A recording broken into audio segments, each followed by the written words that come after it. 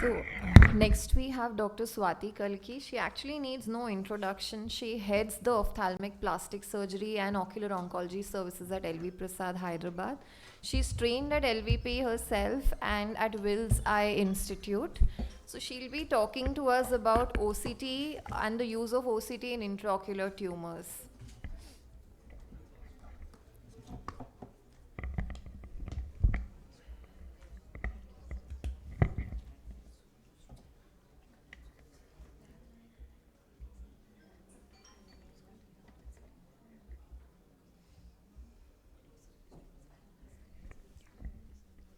Thanks, Prerna, for the introduction. And so, as Prerna already mentioned, I'll be talking about one of the most useful investigation in intraocular tumors, that is the optical coherence tomography. Now, I'll be taking you through different case scenarios to help you understand how OCT can really help us in arriving at a definitive diagnosis in most cases. Now, this is a 55-year-old female who presented with diminution of vision in the left eye for the past 9 months, and there was a history of cataract surgery in the left eye 7 months back. The best corrected visual acuity in the right eye was 20/20, while in the left eye it was PLPR. The IOP was high on the left side.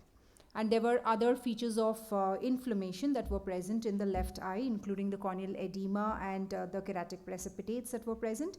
And there was dense vitritis. There was no further view of the fundus that could be noted. And this was the B scan of the left eye, where we can see that obviously the vitreous is not anechoic.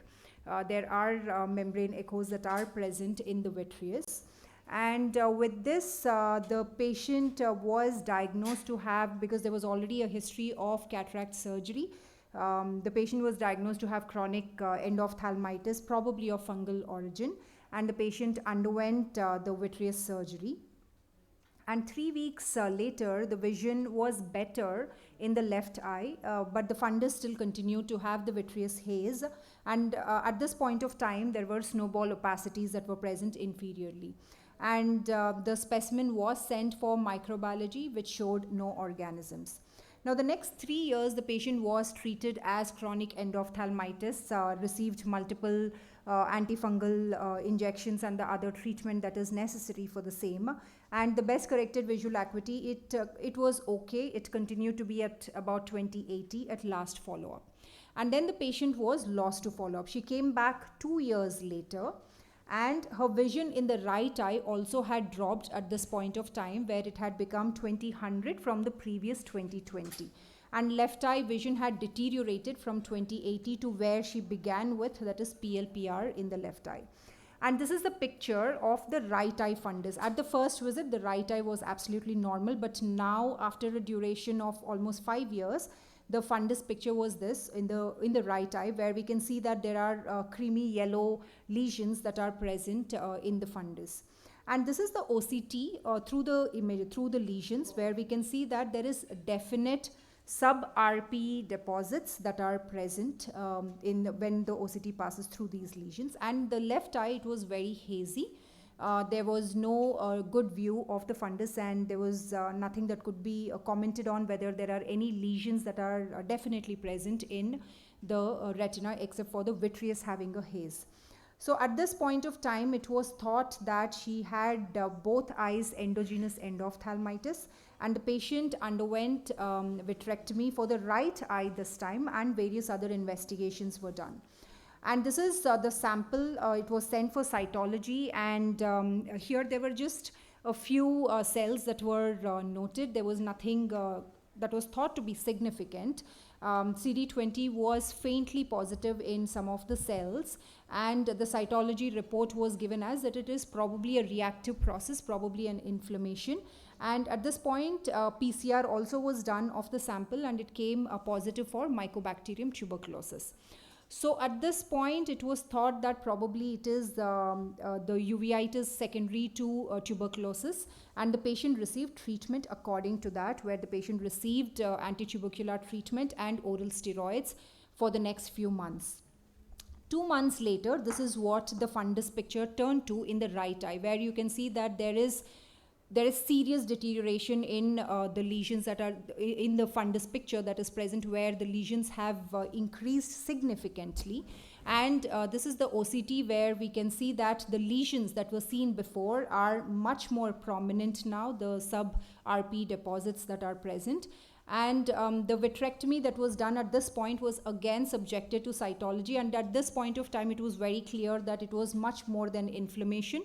There was sheet of monomorphic cells that were present with extensive areas of necrosis, and CD20 was definitely very much positive here. And so this indeed, to begin with, was always a case of bilateral intraocular lymphoma, which got missed for almost 5 years. So if we go back and see where we could have avoided the misdiagnosis, so this is the first OCT that was probably the second OCT that the OCT that was taken of the right eye the first time, and here we can clearly see that there are sub-RP deposits, which is very, very classic of a vitreoretinal lymphoma. So this is another classic picture. This is a different case, a classic picture of what a vitreoretinal lymphoma looks like, where you can see the creamy yellow deposits, and there would be areas of what looks like atrophy, which means that it is in different stages of the disease, where there is active disease and also there is inactive disease in certain areas. And here again, this is the OCT through the same retina, where we can see that here is the classic what we saw in the previous OCT as well, the sub-RP deposits. So whenever you see this picture, please note that this is a case of vitreoretinal lymphoma. And sometimes we could also see the vitreous cells, but not always. Sometimes the vitritis component, what looks like vitritis, it might be subtle, and it might just be the sub-RP deposits that might be present. So whenever this OCT image is seen, the diagnosis should always point towards intraocular lymphoma. And these respond very well with intravitreal chemotherapy if it is started on time, like in this case where we gave intravitreal chemotherapy to this patient and the patient did well. This is another case where again there is a yellowish, dirty yellow deposit that is present, and the brown pigment that is seen over it, which indicates the lipofuscin pigment that is present over the lesion. And this is the OCT image as I have shown previously as well. So again, you can see the classic sub-RP deposit, which indicates that it is intraocular lymphoma, and this patient again with intravitreal chemotherapy did well. There is of course some amount of fibrosis that is present, but tumor wise the patient did well. And this is another example where there is extensive intraocular lymphoma that is present, and again with the classic OCT image, and with intravitreal chemotherapy you can see the transformation where the lesions completely nicely disappeared, and of course it would leave behind some changes in the retina which would compromise the vision, but the patient is free of the disease. So intraocular lymphoma is one of the very commonly missed diagnoses. The reason that I put in more number of cases of that is that because it is commonly missed, but it is easy to diagnose if we look at the classic OCT findings in this case. Now moving to the second scenario, now this is a 65-year-old male who presented with diminution of vision in the right eye since 2 years. This is the fundus picture where we can see that there is definitely a subretinal lesion that is present, a melanotic lesion with lots of pigment that is present on the surface, the brown pigment, which is again the lipofuscin pigment that is present. And whenever we see a amelanotic subretinal lesion, these are the differentials that we consider, including hemangioma, amelanotic melanoma, metastasis, granuloma, and lymphoma. Now let us look at if OCT can give us a clue and help us to narrow down the diagnosis. So this is the OCT image of the same lesion, and here we can see that the lesion, yes, it is a choroidal lesion where you can see that there is definitely the choroid is not looking normal, and there is a very irregular surface that is present. It is not like a smooth dome shaped elevation, but it is a very irregular surface that can be noted with of course the retinal changes as well. So whenever we see a very irregular thickening of the choroid on OCT, it rules out some of the diagnoses like hemangioma, melanoma, and granuloma, because these usually have dome shaped elevation and they are not irregular. Whenever it is irregular, it usually falls into these two categories. Either it is a case of metastasis or it is a case of lymphoma. So with this differential diagnosis, we did a whole body PET CT for this patient, and there was no tumor elsewhere in the body.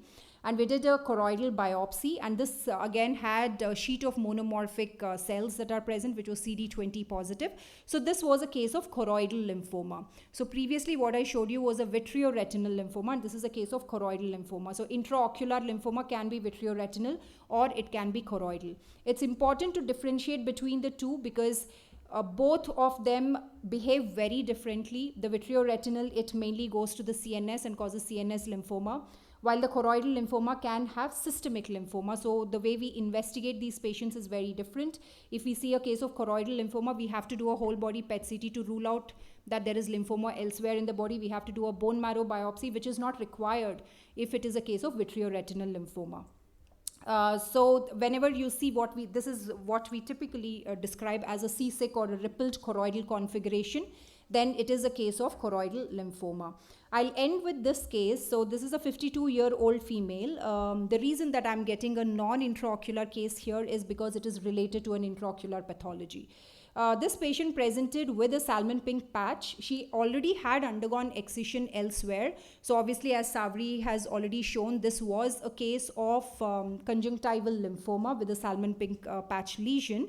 And she came with this histopathology report, which clearly said that it was a marginal zone lymphoma, and we completely agree with the diagnosis as well. She was fine for 18 months, for 1.5 years, and 1.5 years later, she complained of decreased vision in the right eye. Mind you that she had a lesion in the left eye on the conjunctiva, but she was complaining of decreased vision in the right eye. So when we looked into her fundus, now this is the fundus picture of the right eye, where you can see that again there is definitely some lesion that is present in the subretinal space, a very orangish yellow lesion that can be noted, and this is the OCT. This again, if you compare with the OCT that I showed before, this again has that very irregular seasick rippled choroidal configuration to it. This is very classic, as I mentioned, of either a choroidal metastasis or a choroidal lymphoma. Now in this case, and choroidal metastasis, it has a different kind of, it has a lumpy bumpy appearance. This rippled appearance is classically seen in choroidal lymphoma. So this patient in fact developed choroidal lymphoma in the opposite eye when she presented with conjunctival lymphoma on the other side.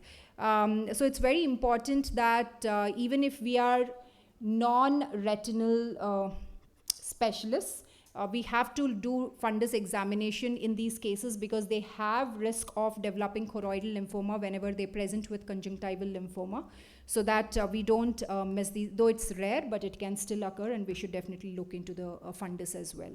So with this, I end my talk. Thank you very much. Thank you for the excellent talk, Dr. Swathi.